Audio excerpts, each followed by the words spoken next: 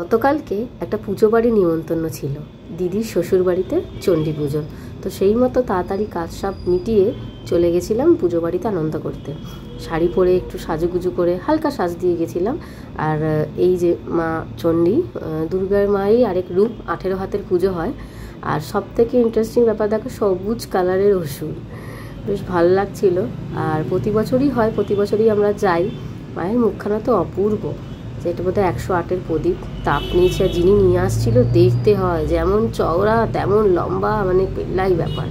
তো যেটা বলছিলাম, মজার ঘটনা হচ্ছে আমি না শাড়ি পরতে পারি না, কিন্তু কীভাবে এক দু বছর হচ্ছে কিছু কিছু শাড়ি, হ্যান্ডলুম বা সিল্ক জাতীয় বা হালকা শাড়ি, সেগুলো দেখছি অনায়াসে পরতে পারছি। আর কালকে শাড়িটা জাস্ট তুড়ি মেরে 5 মিনিটেই পরানো হয়ে গেছে, মানে নিজেকে পরিয়েছি। সেটাই বলছি, সবই হয়তো মায়ের কৃপায় শিখে গেছি। আর খুব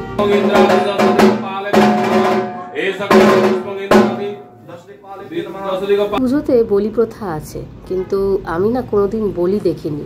মানে দেখেছি, দেখিনি বললে ভুল হবে, তারাপীঠে দেখেছি, আমার খুব অস্বস্তি করে। আর কামাখ্যায় বলির পরের স্টেপটা দেখেছি, সুতরাং আমার খুবই অস্বস্তি করে। তাই জন্য আমি এগুলো অত দেখতে চাই না। কিন্তু এখানে তো লাউ বলি হবে বা কলা বলি হবে, তো সেটা দেখার জন্যই দাঁড়িয়েছিলাম। একটা মজার ব্যাপার হচ্ছে, সবাই আমার সামনে লম্বা লম্বা, আমি আর দেখতে পাচ্ছি না, সবাই ভিড় করেছিল। তো ফোনের মাধ্যমে এই কলা বলিটা দেখতে পেলাম, তোমাদের সাথে তাই একটু শেয়ার করলাম। জয় মা সবার ভালো করুন।